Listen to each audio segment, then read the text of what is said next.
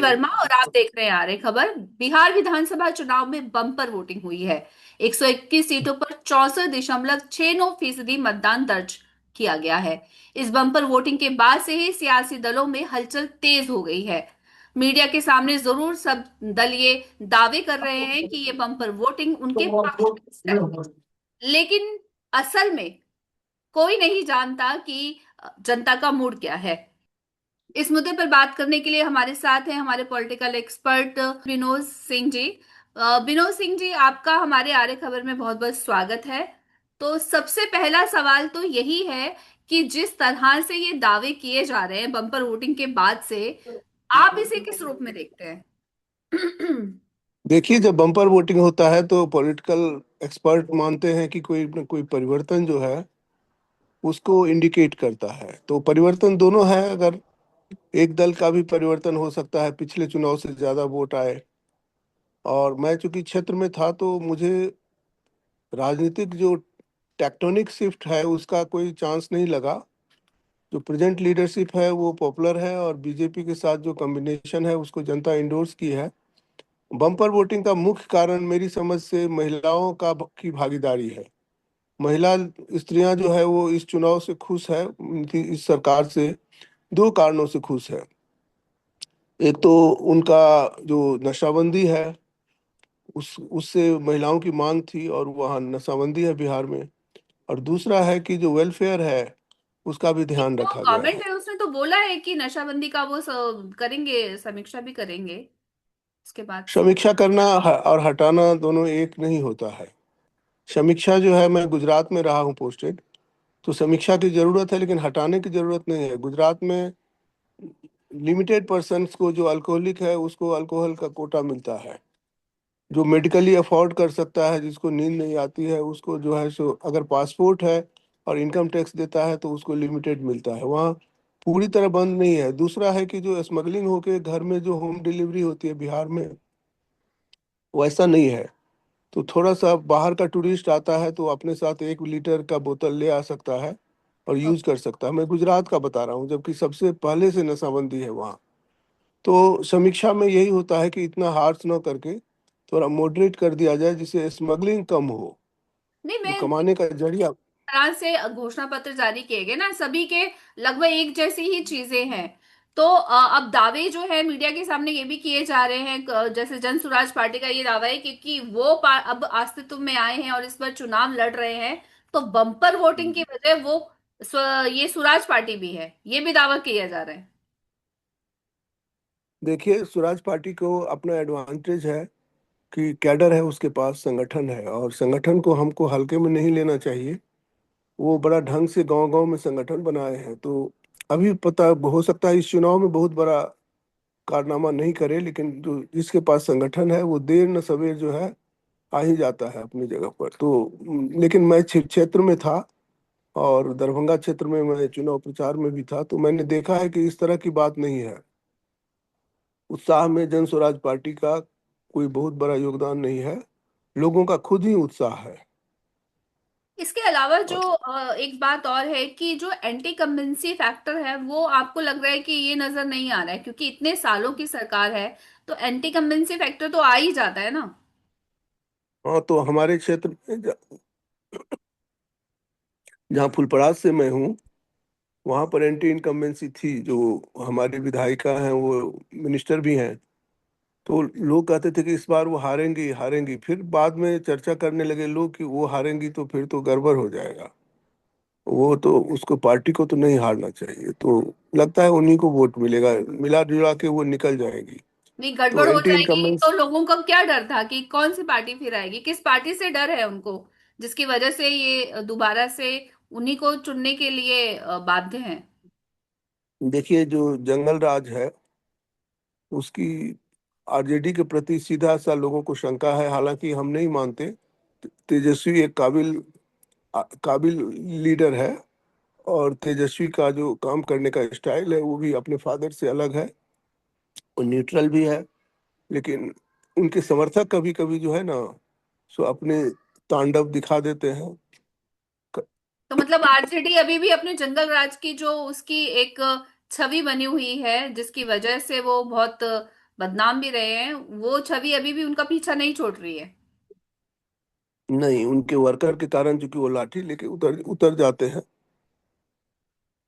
Violence की धमकी देते हैं, तो वो लोगों में चीज ये तो डर लोगों है को कि अगर, हाँ, लोगों में शायद आप ये कह रहे हैं कि लोगों में ये डर है कि अगर आरजेडी आती है, क्योंकि विकल्प अगर देखा जाए तो बीजेपी, एनडीए के बाद में आरजेडी ही सबसे बड़ी एक ताकत के रूप में बिहार में नजर आती है। तो आप ये कहना चाह रहे हैं कि अगर लोग जो हैं एनडीए को इस वजह से भी कर रहे हैं कि आरजेडी का जो उनका इतिहास है वो नहीं भूल पा रहे हैं लोग। नहीं, अगर लीडर ठीक भी हो जाए तो जो वर्कर है उसको पुरानी आदत नहीं जाती है, बहुत दिक्कत होती है। शहाबुद्दीन के केस में हुआ था ना, उनको पैरोल पर छोड़ा गया था, फिर उन्होंने जो बूथ है उस पर टोल नहीं दिया, उनके सारे सपोर्टर जो है सो लाठी दिखा के फ्री में निकले। फिर उनको दोबारा अरेस्ट किया गया। तो लोगों को डर तो है, और दूसरी बात है कि नीतीश कुमार में विश्वास एक मिनट का विश्वास ले कम लीजिए नहीं ब्रेक, हुआ। ब्रेक ले लीजिए 1 मिनट का। आपको शायद कुछ हाँ अटक ठीक है। गया। नहीं, लॉन्ग लॉन्ग ले लेता हूँ, ठीक हो जाएगा। जी। एक सेकंड, एक सेकंड। हाँ, पानी पी लीजिए।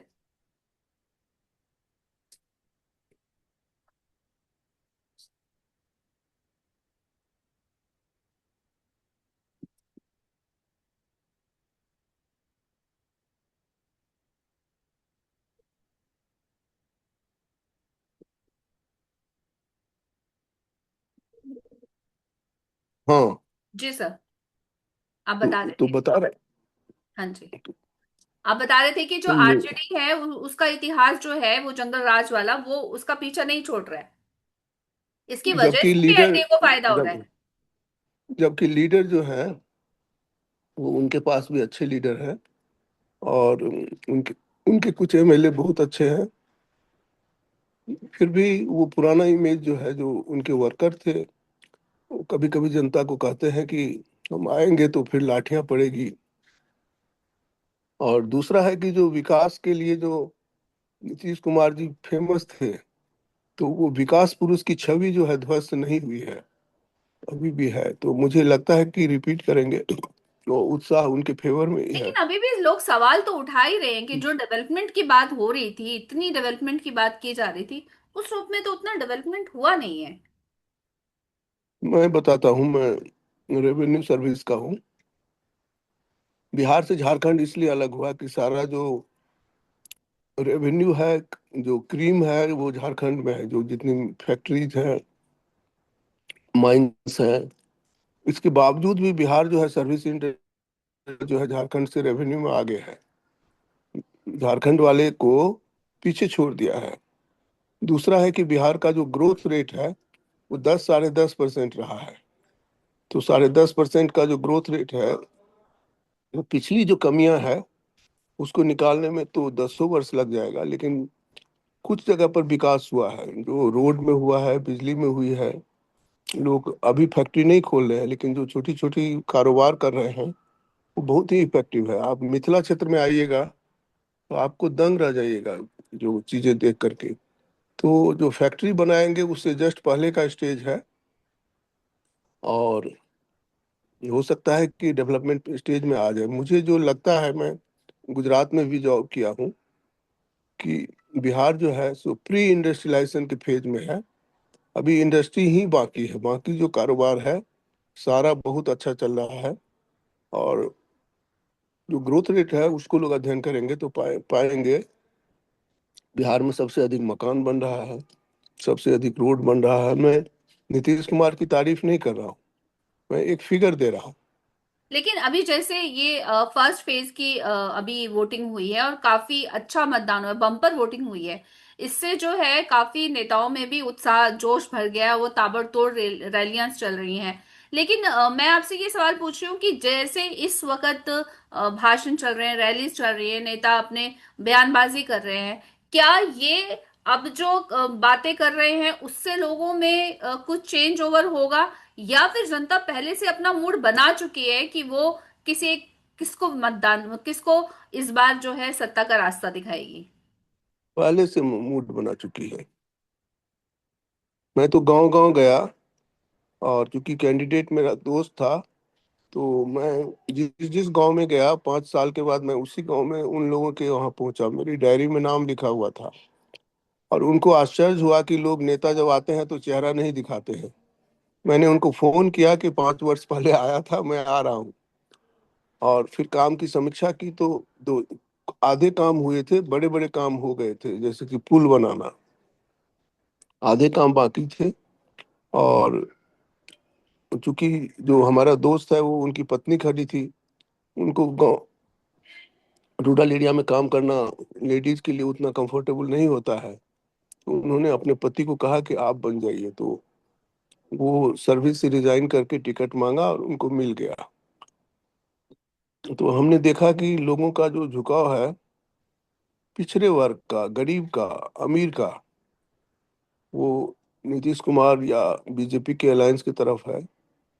और बहुत सारे राष्ट्रीय मुद्दा है, राहुल गांधी पर अलग से कीजिएगा तो मैं बताऊंगा कि ये जनाब जो कुछ कुछ बोल देते हैं तो पार्टी को बहुत नुकसान पहुंचता है। नुकसान हो जाता है।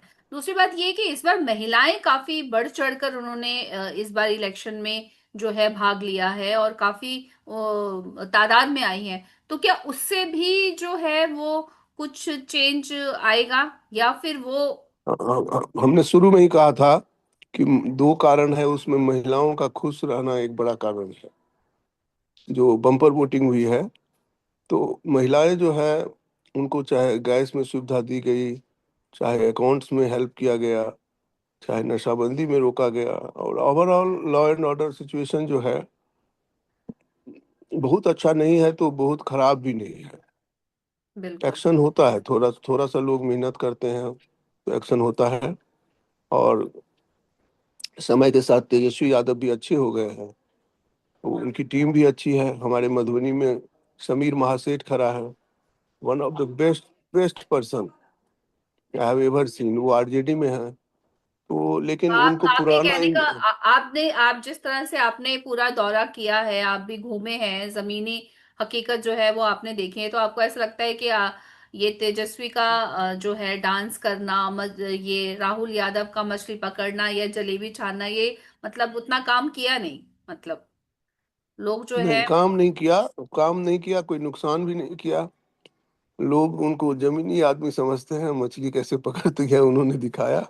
तो नेचुरल पर्सन है, इंसान के लिए ये सब चीजें नेचुरल है, कोई अब नॉर्मल नहीं है। तो उनको जो पिताजी वाला जो घोस्ट है वो पीछा कर रहा है। और काफी चीजें हैं जो उसमें अलग है। और अच्छे अच्छे लीडर के गुण हैं, हो सकता है भविष्य में हो, लेकिन बिहार में फिलहाल मुझे चेंज की कोई उम्मीद नहीं दिखती है, क्योंकि जनता चेंज नहीं चाहती है। बिल्कुल। और महिलाओं का बता रहा था कि महिलाएं जो है, मैं तो देखा हूँ, वोटिंग देख के आ रहा हूँ, महिलाओं का काफी उत्साह से भरा हुआ योगदान है। वो सुनने के लिए तैयार नहीं है प्रेजेंट गवर्नमेंट के खिलाफ जो है सो। तो ये भी एक रीजन रहा है। दूसरी है कि 33% रिजर्वेशन और जो महिलाओं को डिफरेंट पर्क्स मिलते हैं उसके कारण से वो एम्पावर हो गई है। तो बिहार की महिलाएं पहले भी एम्पावर्ड थी, लेकिन और एम्पावर्ड हो गई है, सशक्त हो गई है। तो ये सब फैक्टर है। और बिहार का जो इंडस्ट्रियलाइजेशन बड़े लेवल पर नहीं हो रहा है, लेकिन जो छोटे लेवल पर हो रहा है, मैं जमीन के अंदर देख रहा हूँ, वो रुकेगा नहीं। वो बिहार जो है अगले स्टेज में इंडस्ट्रियलाइजेशन में जाएगा, स्मॉल इंडस्ट्री जाएगी, फिर बड़ी आएगी। बड़ी इंडस्ट्री में कुछ प्रॉब्लम भी थी।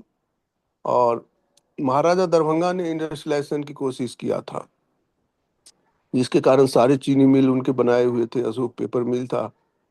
हम लोग जब स्टूडेंट थे तो महाराजा का लोग क्रिटिसाइज करता था, लेकिन अब सोच के देखते हैं कि उन्होंने जो काम किया वो ये लोग नहीं कर पाए, ये लोग तो बंद करवा दिए उसको। तो वो चीजें रिवाइव होगी, चीजें आएगी, बिहार रुकेगा नहीं। लेकिन आप रिकॉर्ड में लिख लीजिए, आप 10 साल 15 साल के बाद देखिएगा कि बिहार में सुशासन तो है ही। मैं किसी पार्टी में नहीं हूँ, मैं सूचना के लिए बता दूं। और पॉलिटिकल साइंटिस्ट हूँ और फ्रीडम फाइटर मेरे पिताजी थे।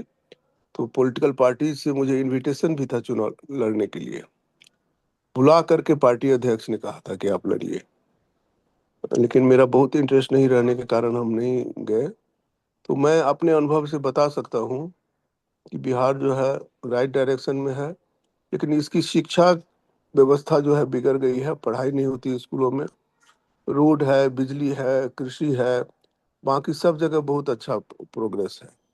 थोड़ा सा ध्यान देने से बिहार अपने लाइमलाइट में फिर आ जाएगी। बिल्कुल, जिस बस। तरह के सियासी घमासान चल रहा है और बम्पर वोटिंग भी हुई है, लेकिन ये अभी तय नहीं है और ये कोई असल में जानता ही नहीं है कि जनता का मूड क्या है और जनता जो है किसको सत्ता का रास्ता दिखाएगी। तो इस पूरे मुद्दे पर हमसे बात करने के लिए आपका बहुत बहुत धन्यवाद। धन्यवाद। नमस्ते।